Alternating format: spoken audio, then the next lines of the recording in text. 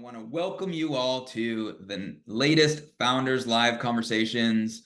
I am Nick Hughes. I'm the founder and CEO of Founders Live. And, today we're very excited to cover an amazing, important topic. There's people in this room. There's going to be more people entering this room. You might be watching on a recording in a video. Maybe you're preparing for a Founders Live pitch event, which is going to be exciting. But today, I am very excited to have Taylor Johnson joining us. Taylor is a performance coach, and he has worked with many different, elite either athletes, which we'll hear, executives, founders, entrepreneurs, and high performance individuals. And Taylor is here today to talk with us around, pitch perfect, using confidence and composure and really calming your nerves when the time is so important. Taylor, welcome to the conversation. Thanks for having me, Nick. Very excited to be here. It's great. It's great. Well, it is. It's awesome to have you here. And where are you joining us from? Austin, Texas. Anyone else from Texas in the group? Put in we chat. might, we might have people here from Texas. Cool. Again, feel free in the chat, say hi, share where you're joining from, and let us know what's going on. But we are talking about pitching, calming nerves. We're going to review a ton of stuff. Taylor, you've prepared some incredible talking notes as well as a handout, which we're going to share the information here and people can grab that. But, as we get going, would love to have you just give a bit of background and introduce yourself. Yeah, thanks for that. First, just really appreciate the opportunity to be here, Nick. It's been awesome to get to know you over the past year or so. And I'm very fortunate to be in this position to share this knowledge with everyone today. Very grateful for all the mentors and the opportunities that I've had that have given me the opportunity to just be in this place to share. So I just want to call that out. So my background comes from athletic performance. So I coached in college and the NFL for about 10 years and then made a transition from physical performance to cognitive performance. So I left the NFL and got really interested in professional video gaming. So building out performance programs for these 17 to 25-year-old individuals with very high level of cognitive output. And through that process, it got me into entrepreneurship, working for different startups, and got into executive coaching. So now with my private practice, I work with CEOs, founders, entrepreneurs on holistic performance coaching, as well as I'm a partner of the Liminal Collective. And our whole mission at Liminal is to empower humanity's boldest endeavors and help them achieve the imaginable. Awesome. Yeah, and you've shared a lot with me around Liminal, and it's really interesting. And maybe at the end of this session, we can make sure that we drop in some links and for things people to find you and all of that. But Taylor, really easing into this conversation, and of course, we are really going to dive deep into especially if you all are here, you're preparing to pitch. It could be a Founders Live, 99-second pitch. It could be a big important investor meeting. Maybe it's a customer, meeting that you're meeting high level CEOs and executives to literally make a sale. Your nerves can get rattled. We can get, anxious, and we're going to talk about how to really calm those. But you've spent time, high performance and especially athletics and in the NFL. And I think the way that I would like to enter this is, let's talk a little bit about what is high level performance, especially from a psychological perspective of, when you see individuals, especially like, on a Sunday, someone is preparing for a game, and yeah, if it's football, they're maybe getting really riled up, but maybe they're actually calming down. I'm not sure if you all but watched the NCAA football tournament, but the JJ McCarthy from Michigan, they would show pictures of him sitting, literally meditating. And he's not banging his head against the wall. He's actually mentally and calming himself. Let's talk about that. Yeah, I mean, it's a great question. So I think with performance in general, it's very individual specific, right? So like you said, whether somebody's amping themselves up or calming themselves down, in terms of what that high performance looks like, it's almost very similar to flow state, right? Where it almost feels effortless, where you're in the zone, you're in the pocket, whatever you want to call it. You're incredibly focused. You have a lot of intentionality to what you're doing. And with some of the players that I've worked with in the NFL, I'd ask them, like, what does that feel like for you? They're like, the game slows down. Everything is slow, controlled, very present and in the moment. So I would imagine you've all experienced that in some way, shape, or form. So it could be in the work that you're doing. It could even be working out or listening to different music. You've experienced that flow state at some point in time in your life. And so the thing to really draw attention to is awareness is what drives performance. So the more awareness and information you can gather about what that zone is for you, what that feels like, what it looks like, what are the variables of that, the more you can then set yourself up for success. Yeah, awareness, being present in the moment, right? And I think that's interesting you bring that up because everyone has their own response to stimuli and like kind of nervousness, but sometimes people want to get away from that, right? They're like running away or they're like pushing it. But what you're saying is actually the a better strategy is to actually be present and be aware. Yeah, well, it's knowing who you are. So we talk about this at the Liminal Collective a lot. The best performers have a deep sense of self-awareness. And so understanding what are the triggers or what gets you into that flow state becomes part of your recipe for your planning and preparation. And so if you're the type of individual where we could talk about this in a little bit, but where you're on this performance curve, but if you're the type of individual who needs to get ramped up to get in that zone, well, there's different tools and techniques to do that. Or on the flip side, if you're the type of individual who gets overstimulated and you need to calm yourself down and like down regulate yourself, there's tools for that as well. People tend to be, at least the people that I've talked to, tend to be on the other side where they're too hyper aroused and need to down regulate themselves. But again, it's very individual specific. Yeah. And before we get into a lot of this methodology and this handout that we're going to share, and actually, just I guess, do you think so? We have this link here, and I'm going to share it in the chat just so people can, if you want to follow along, everyone, um, if you want to follow along, you can hit that link. There is a handout, and it is to download. And hey, if you're watching this in the future, obviously, you're going to see that handout. It's available for you, and you can follow along. And this is what we're going to utilize as we go through this conversation. But before we hit there, Taylor, in terms of what trait or like, how are top performers preparing? I want to hit that first, and then we're going to get into this conversation. But how would you say that they're preparing for, a moment of performance? And again, it could be whether it's on a field, a court, or on a stage. If someone is maybe watching this and thinking like, hey, I'm excited to pitch here in the next week or two, in terms of preparation, we will go into the handout with a lot of very detailed stuff, but in general, maybe it's even days leading up to it. How would you suggest someone mentally and kind of even physically preparing for a big performance?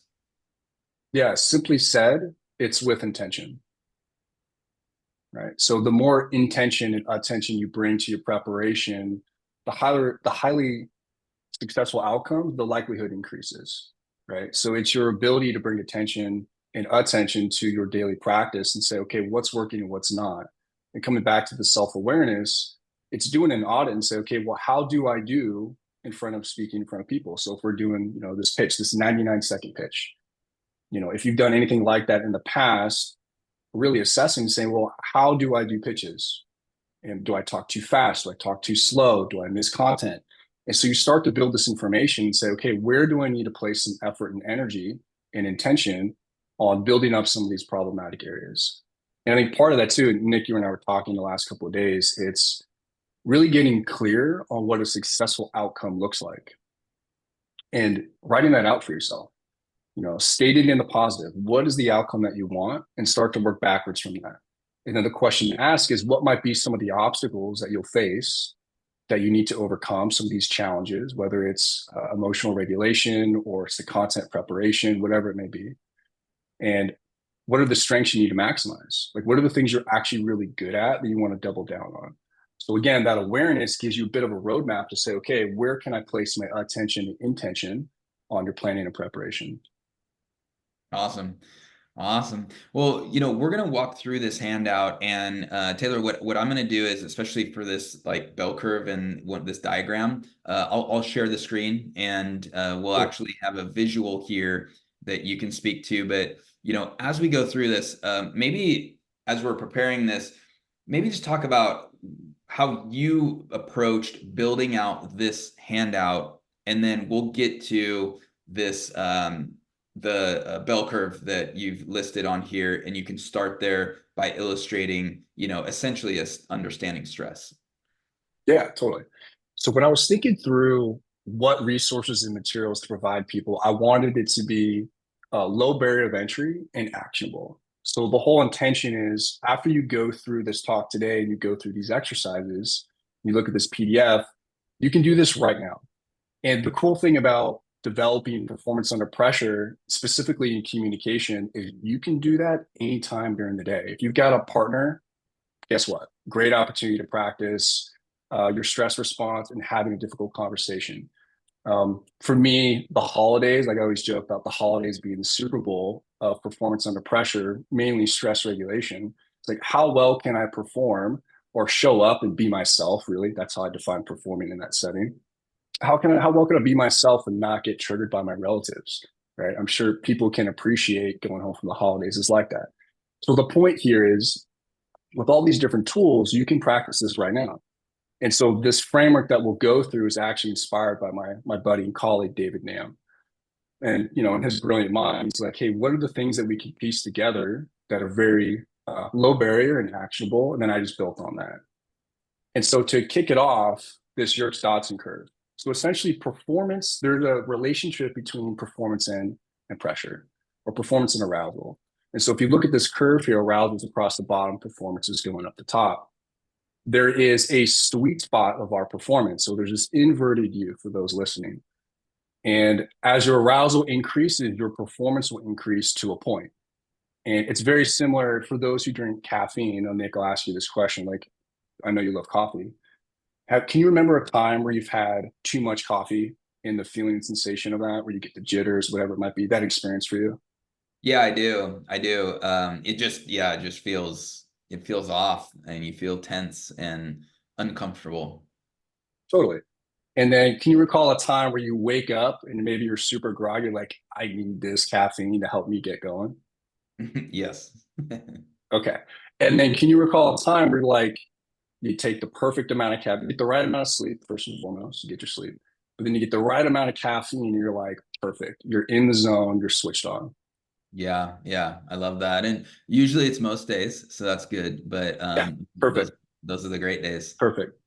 Yeah, so that's you can map that across and say, okay, with my performance and arousal, how do I feel when I'm performing at my best? And if you take a moment to reflect, it's like I'm at my best when I'm doing these things. I'm at my worst when I'm doing these things. You start to build this awareness and collect this information for how you can either increase or regulate your performance when you're under pressure. So what I love about this curve, it basically says like increase in attention or interest, right? Low arousal, low performance.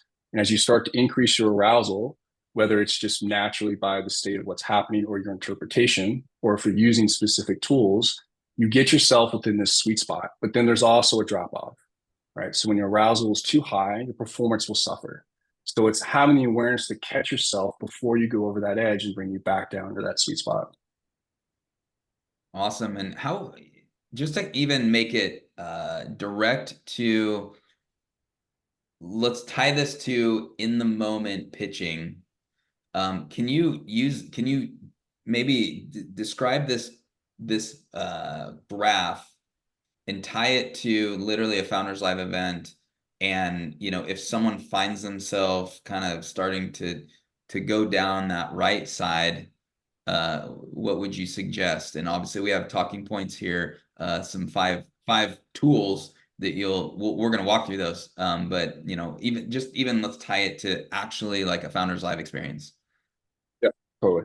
Yeah, and before I do that, the one thing I want to say is trust the process, right? Trust your diligence and your intention that you put into your practice. And actually, my colleague Jürgen Heitman's on this call today. We were chatting before this, And you want to go in with positive intent and trust that the work that you put in is going to pay off. Now, the outcome will be the outcome. And you just have to trust in yourself that what you've done to that point is going to get results. Now, the end result, again, you don't have control over. You just have control over what's in your direct control. So if you think about this inverted U and where you're at this, so again, it depends on the personality type. So let's say you're the type of person who tends to get over aroused, where maybe you get jitters, you lose your train of thought, whatever it may be. So let's say you start out in that optimal zone or right before you hit that peak. So some tools, and we'll talk about this a little bit later, is you can start using breath work. So breath work, first off, it's free, right? It doesn't cost anything to breathe. And when you can consciously and intentionally change your breath and down regulate or up regulate yourself, it's an amazing tool. And you can do that in the moment as things are happening. So let's say before you go on stage, you have 99 seconds, you can take a couple minutes and do box breathing. We talk about that a little bit later. So box breathing is a 4-second inhale, 4-second hold, 4-second exhale, 4-second pause, and you repeat that. And you can do that for either duration of minutes or just a couple of reps. And that'll help kind of down regulate and buffer yourself from going over. Now, if you're in the moment, let's say you're in that optimal zone and you're pitching, and let's say something just gets you off guard or you're a little dysregulated. An amazing tool that's very fast and effective is still breathing, but it's called a physiological sigh, or I call it a handbrake. So it's a double inhale, slow exhale. So it looks something like this. It's like and it'll force you to down regulate very quickly. Now, if you're mic'd up, let's say you have a mic on your face, I think for Founders Live, it's usually a microphone. You can play this off, and I'll give an example in a second. You can play this off of like having to cough or take a sip of water, right? There's different tricks to like give yourself a little space, and it's okay to just take a moment, pause, take a breath, collect yourself, and then get back with your train of thought. So an example of this is I'm a part of a VC group for health tech, and we were on a big call. It was a quarterly call, and there's a bunch of people on that call, pretty important people. And I was not paying attention. I was multitasking. I was answering some emails. A question was going around, and I just wasn't paying attention. That's on me. And they called on me to answer this question. And I kind of heard what that question was, but I like didn't really get it. And I started to just like say whatever's on my mind. And I was like, this sounds terrible. Let me collect myself. So I said, one moment, pretend like I had a cough, muted myself, did 2 reps of the double inhale, slow exhale, took a sip of water, came back and said, actually, can you repeat that question? I want to make sure I answer it properly. So that's a way you can use it in the moment. And I love using that example because it works, and when the whole thing here is you need to practice. The more you practice, the easier it becomes. So that's an example of like a dysregulation. I love that. An example. Yeah, go ahead.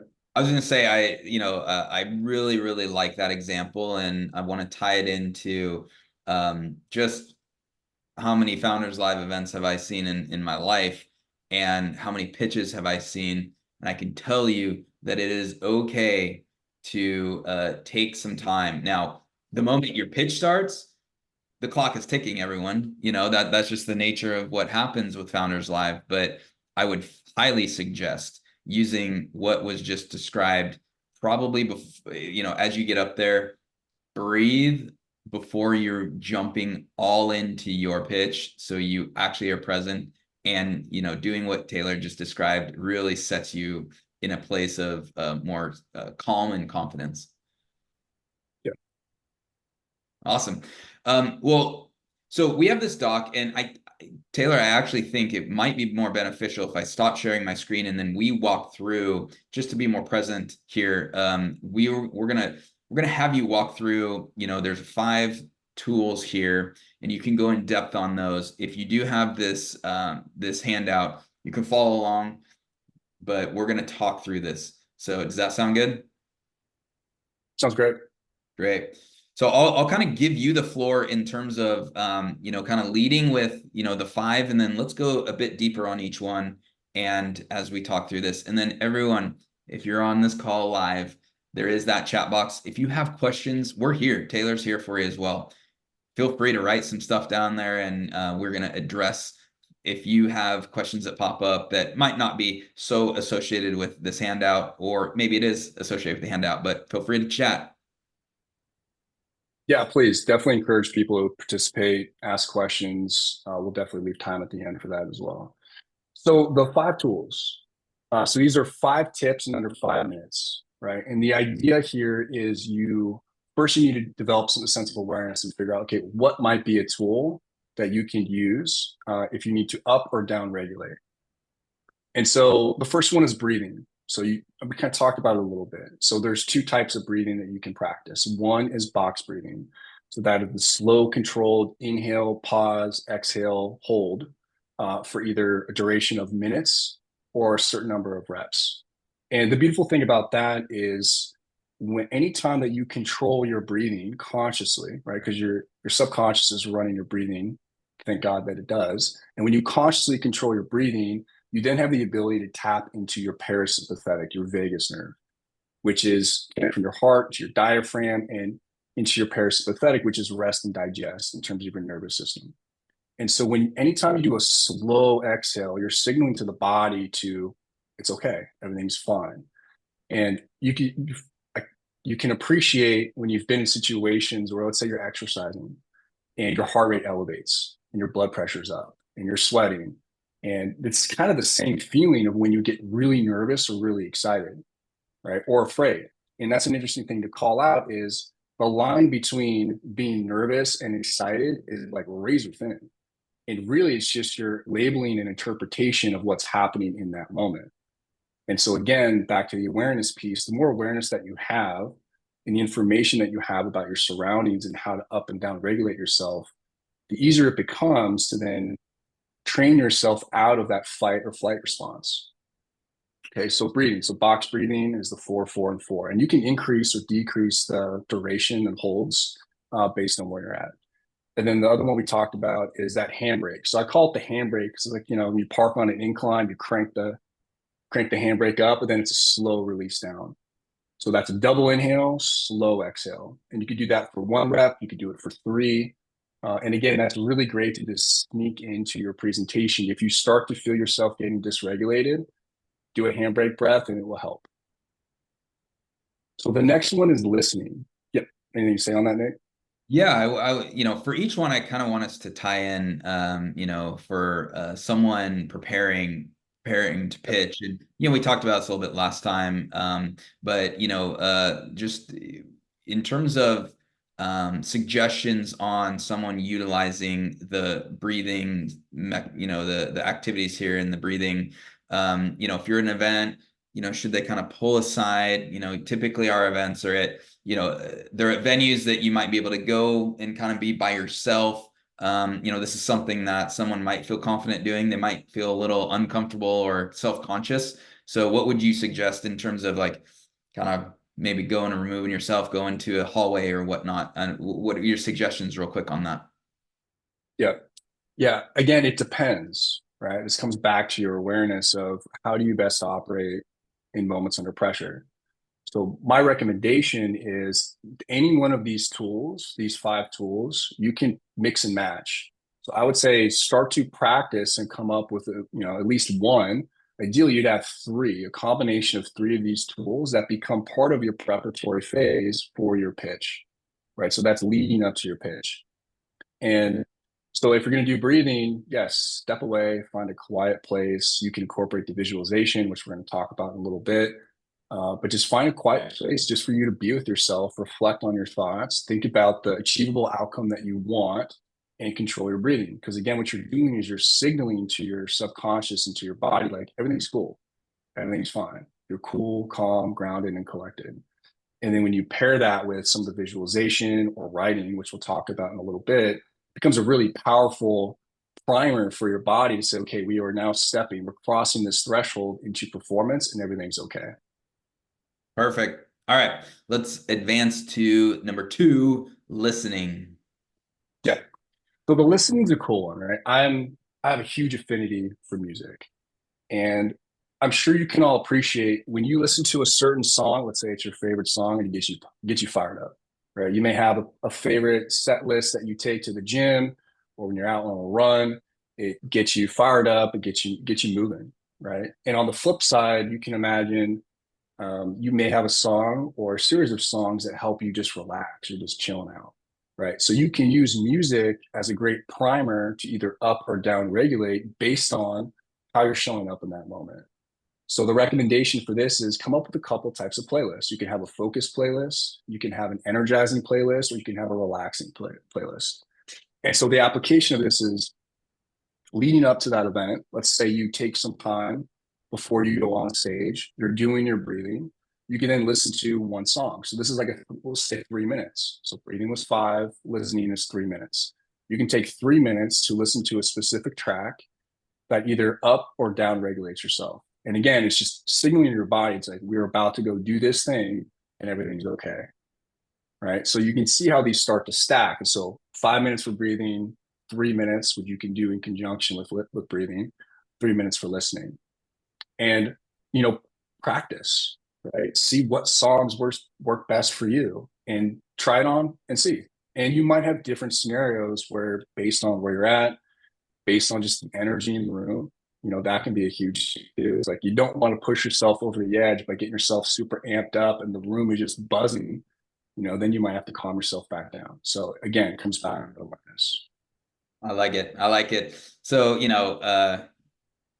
we see athletes that are like warming up for the game and they've got the headphones Yeah. on, they're doing this. And so, as someone that's going to pitch at an event, this is an idea, a lot of our events actually have music going on in the background and it might be upbeat. And so you're suggesting that if they want to use this tool, again, they might be putting on some AirPods or buds and actually using some auditory to calm those nerves. Yep. Yeah. And another example of that is, I love game days. I love game days for a number of reasons. One of them was I loved watching people flip the switch. You're in that locker room before you head out, it's a completely different environment. The guys that you were joking and BSing with earlier in the week are completely different people when they flip that switch. And you'd see certain guys, they'd have their music, no headphones, their music was just playing, they're dancing around. Other guys are very kind of like stoic, walking back and forth. And you have some guys with their headphones in, and those are like the silent assassins, right? And it's just like they know how they best operate in those moments, and they purposely and intentionally create the environment for them to flip that switch. And then on the flip side, the relaxing playlist of music that helps bring you back down after. So let's say you get yourself amped up for your pitch, you crush it, you do amazing. Well, then take a couple of moments to actually reflect and debrief, and use music to help kind of guide you and bring you back down into this stable place because, the pitch is going to go how it goes and have music on the other side of that to help integrate that process. Very good. Love that. All right, we're moving on to number 3, and this is Yep. writing. Writing. So 2 minutes. So we went from 5 minutes breathing, 3 minutes listening, 2 minutes for writing. And the big purpose around writing is just being intentional. So what are the main points of your pitch that you want to get across? So if all else fails, and let's say the pitch goes terribly wrong, God forbid, if you were to only hit on 3 points, what would those 3 points be? Right. And the other point around writing is gratitude. I think a big thing that I see in entrepreneurs is they get so caught up in the outcome that they forget the love of the process. And so when you constantly make an effort to write down the things you're grateful for, the opportunities, the people, the experiences, it's a grounding, right? It helps ground you in that moment. Say, yes, I'm doing this thing for me, for my family, or whatever your purpose or reason is. And it's just another great way to be intentional. And so an example of that could look like, leading up to the pitch, I recommend everybody have a journaling practice just in general, and at the very least, just 3 points of gratitude every morning. So let's say you're practicing your pitch, you got your music going, you got your breath work going, and you just write down, 3 things you want to do, really accomplish in your pitch. Or It could be three ways of being. Like, how do you want to show up? Oftentimes each morning I write a declaration of how my day went, more specifically about how I'm showing up. So, like this morning, I wrote, today I was confident, grounded, and engaged. Right. I write it in past tense because at the end of the day, I reflect back and say, well, how did I do? Was I confident? Was I grounded? Was I engaged? If not, what's up with that? And so it's more information to see, like, am I really taking action on the things I say I do? Yeah, that's great. And I would the thing I would add here for everyone, if you're participating in a Founders Live event and it is a competition, okay? And there's aspects to that. There's voting, we have a winner, but for you to even be on that stage is important. And for you to go through the process is literally what we're really doing. The competition is just a fun part of it, okay? And so I would encourage you all to just focus on some of that and be grateful around the opportunity and experience and what you want to get out of it outside of literally the outcome of the voting, because it is what it is. And it'd be great if you end up the favorite voted of the night, but it's really about how you are experiencing this thing and how you can take it and be successful no matter what that outcome. So grateful, kind of using these sort of writing out those things are really helpful, and it'll set you up for a great experience in that moment. So I really like that. And we're going to move on to now see and visualize. Yep. Yeah, I just want to do one more point on the writing before we move on. The writing is great on the front end and then on the back end too. So again, this comes back into developing that sense of awareness is do a debrief or an after action review. And that can be very quick as well. What went well? What could have gone better? Lessons learned? And what one action do you want to put in place for the next pitch? Right. And just start getting in the habit of capturing that kind of debrief because again, it adds to your collection of information. And as you take steps forward, you're going to have this trail of evidence of you taking action, which then builds confidence. Oh, perfect. Okay. So we're on 4. So scene or visualization. So 99-second pitch is 1 minute and 38 seconds. At least I think I did my math right there. And so the whole reason behind visualization is you're trying to create this rich environment in your mind's eye of you being on stage and delivering a successful pitch. And the research on visualization is you can't refute it. It's incredibly powerful. And what's really important to note is it's not just what you see, but it's about what are you feeling, what are you hearing, and incorporating other senses. And so oftentimes people will visualize, but they'll only use one of their senses. There's 5 senses, right? They'll only use like visually. But when you start to incorporate your feeling or your hearing, and so hearing like what the ambient sounds could sound like, or seeing the audience, or seeing the stage, or seeing yourself like third person view, seeing yourself delivering a successful pitch, or even the emotion, right? I mean, I was listening to a couple of sports psychologists talk about this, and they say, well, there's 7 senses. You have sight, hearing, um, feel, taste, smell, but you also have motion, like moving in space, and emotion. What are you feeling? And so the more that you can piece all these things together, it becomes a very rich environment for you to practice and rehearse. And so for 1 minute and 38 seconds, I'd find it hard pressed to give me an excuse of why you can't do that. So leading up to your pitch, again, you can start your breathing for 5 minutes. Then you can layer on some music for 3.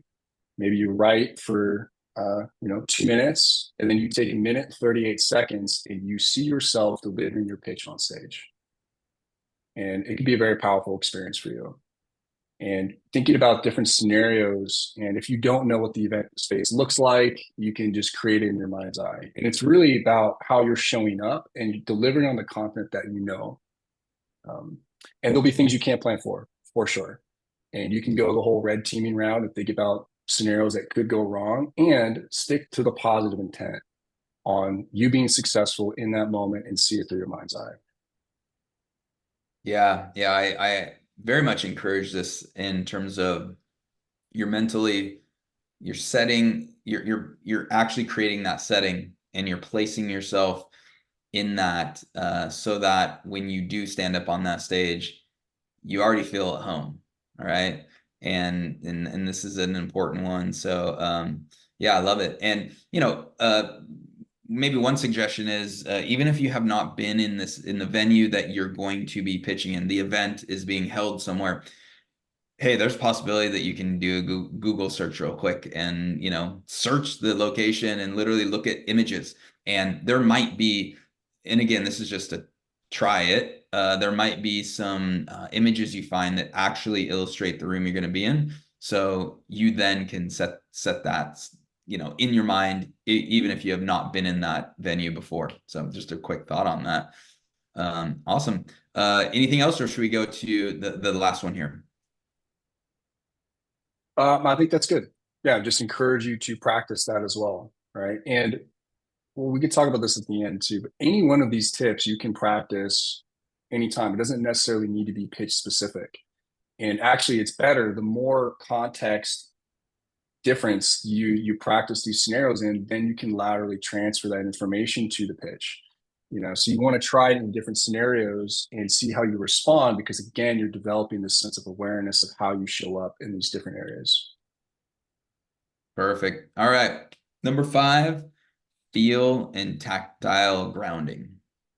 Yeah. So this is a very sneaky one, right? And essentially what tactile grounding is it allows you to divert or redirect your attention. So let's say you're on stage and you're giving your pitch and you're starting to feel really overwhelmed, and maybe you missed a key point and you're starting to get in your head, you're really kind of getting outside of yourself.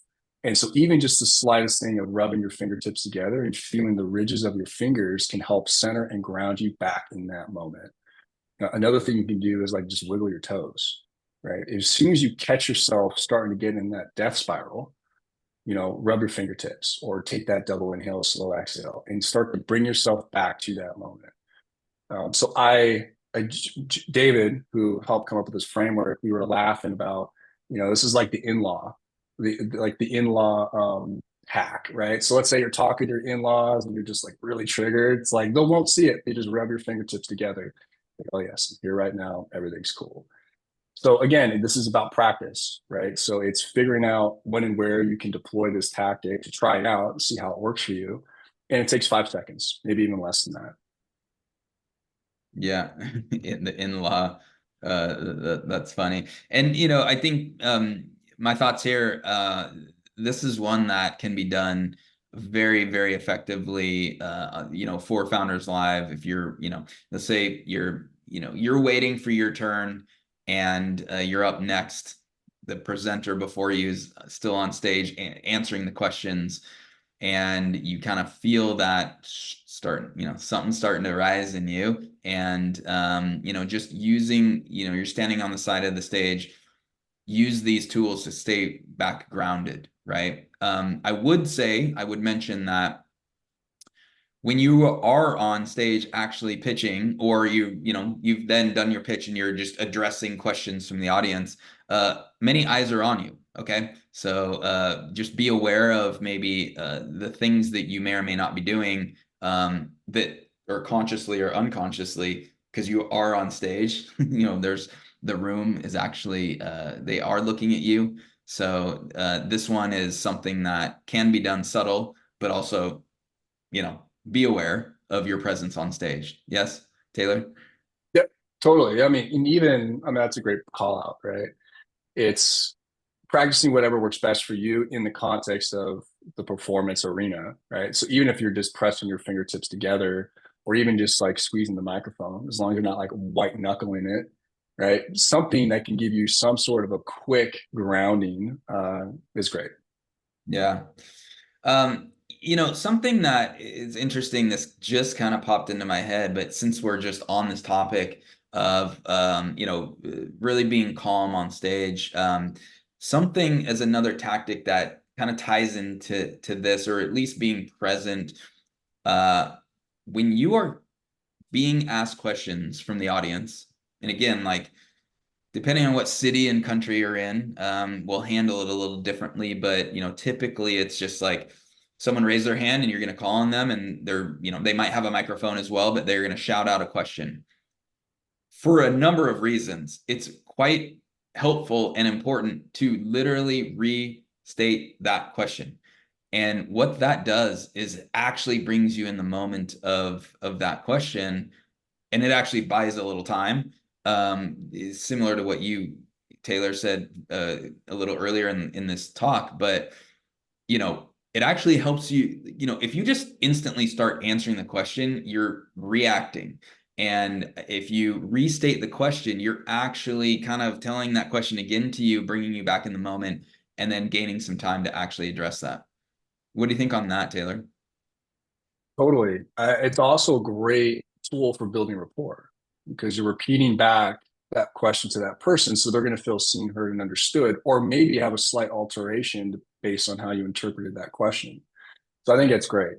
And like you said, it buys you a little bit of time. It kind of drops you into that moment, gives you a chance to really think and feel into it because as you say that question back, things will start to click for you. Yeah. So Abid has a question. I'm hoping I pronounced that name correctly.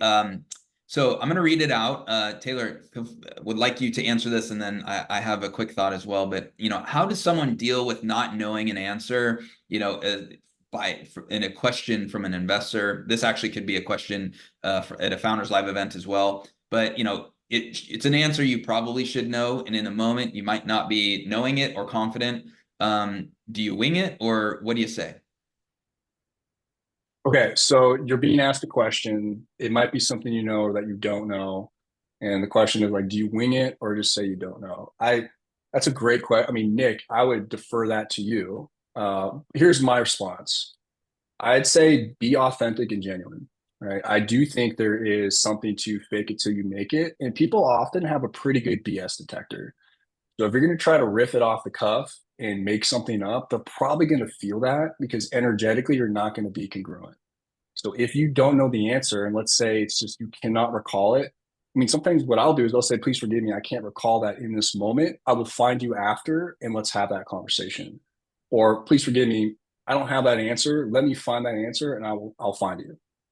And I think that just the way you say that, it's all about your energy. Right? That's a big part of how you're showing up and how you're delivering your message. The congruence in who you are and what you're delivering, it matters because people will feel that. Yeah.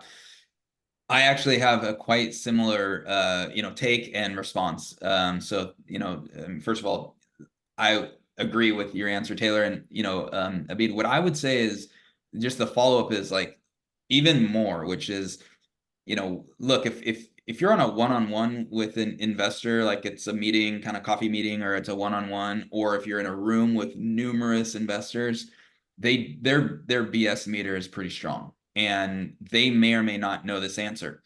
So if you're gonna wing it, it's not a good idea if you're not confident in what you're saying, because it's only going to be worse if they're like, oh, this guy, like, or this woman, this guy does not know what they're talking about, and they're now making stuff up.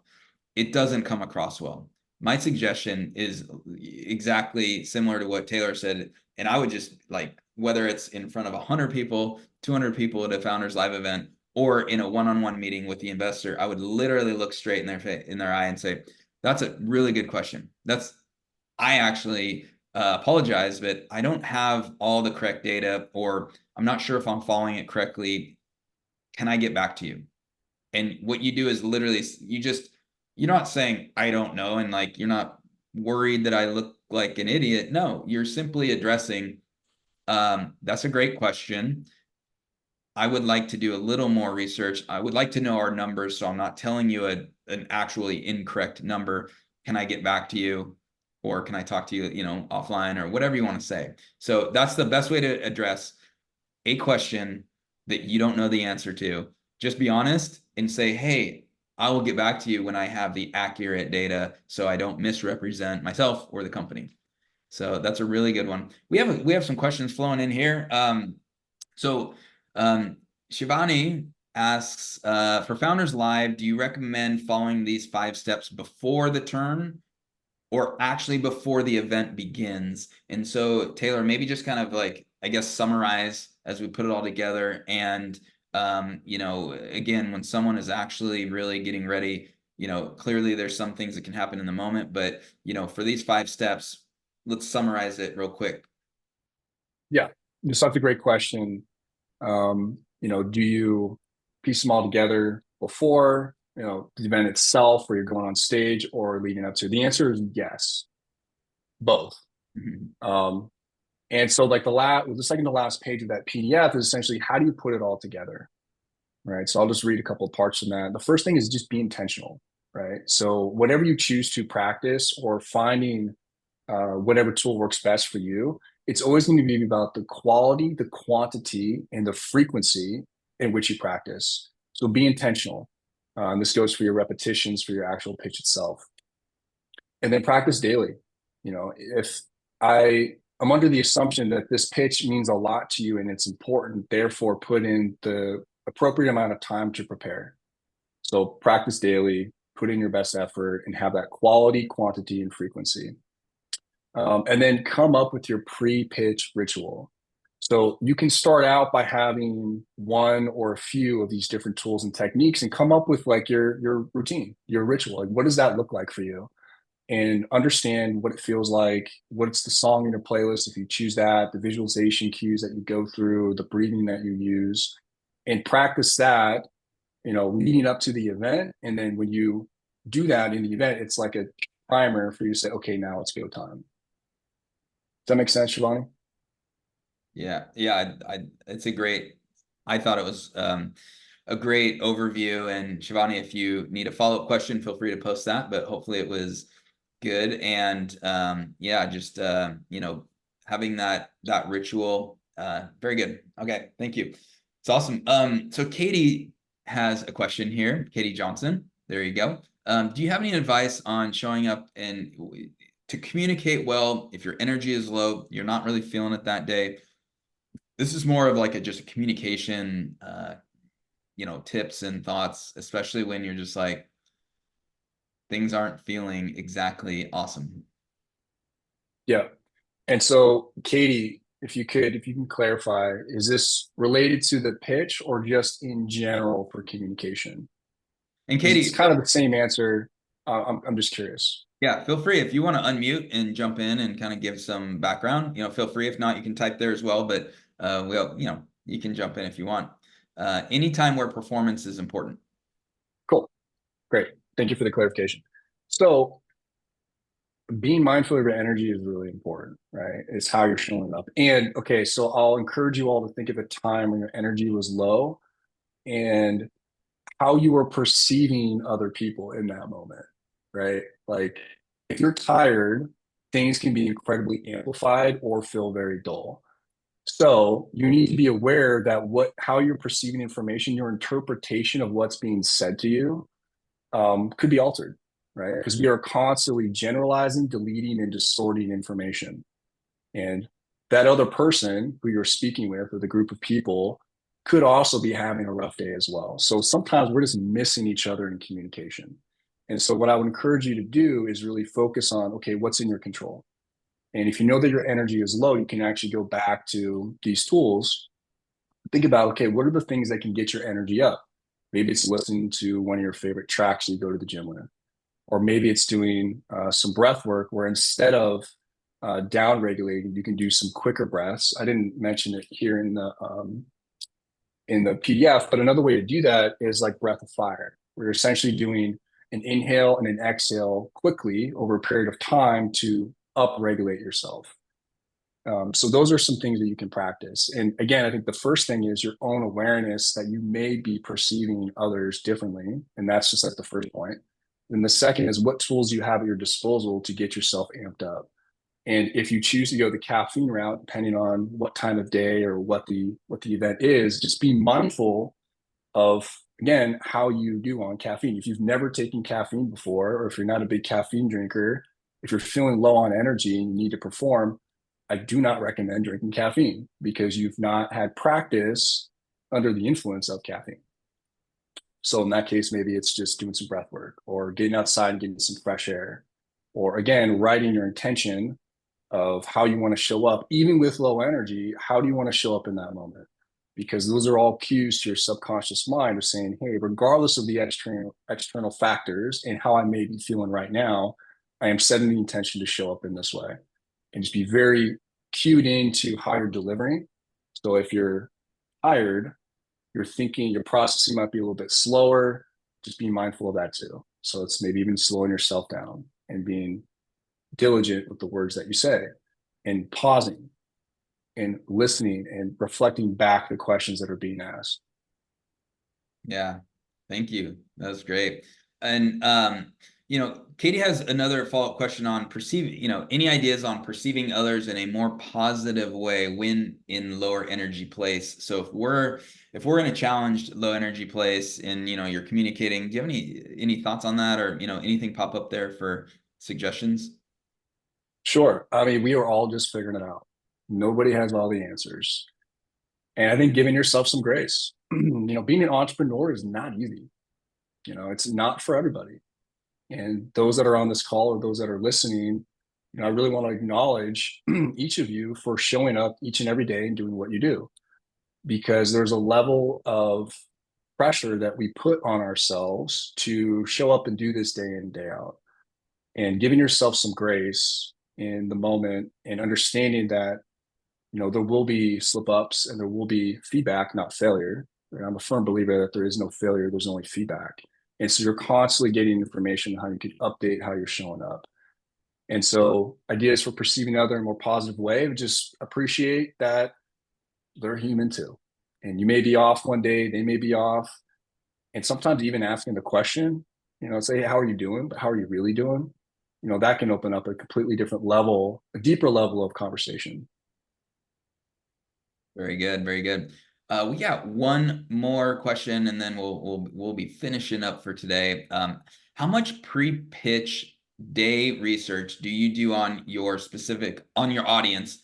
Any specific tips to approach this? Of just again, I will caveat by I'll give an answer for Founders Live and really addressing like a crowd. But Taylor, do you have any advice on just even knowing your audience? Yeah. So what I can speak to is more about building rapport, right? So I cannot over stress how important it is to build rapport. So either if it's one-on-one or one-to-many, and it's picking up on the energy and understanding, like, are people's heads nodding? There's different tools or techniques that you can use and when you're on stage to really say, okay, is the audience really picking up what I'm saying? And so it's cueing in on how people are responding to what you're delivering. And I would imagine too, I've only been a part of, like, been a witness to the pitch competition. I haven't pitched at Founders Live or something to that extent, Founders Live. And part of it's like the preparatory, like being in the space, go up and meet people, shake their hands, build the rapport before you get on stage, so that when you are on stage, you're like, hey, that Nick, he's a good dude. Came up, we had a great conversation. He's doing some interesting stuff. This is his first pitch. Like, I'm going to tune in and I want to support him. So I cannot stress enough of putting the effort in before you get on stage and building rapport and being genuinely interested in other people. That goes a really long way. And just understand, like, where they're from, what are they up to, what are they working on, can you connect them to? Because at the end of the day, you know, I can appreciate that there's a winner of Founders Live events, and we're all in this together. Like, we are all running in parallel. And so the more that you can support each other and build that rapport, when you get on stage, you'll be like, yep, that Nick, that's a good dude. Let me support him. Well, thanks. Hopefully that Yeah. helps. Yeah. I think that I'm just gonna let it be on that answer because it was great. And just connecting is definitely the best thing you can do at an event.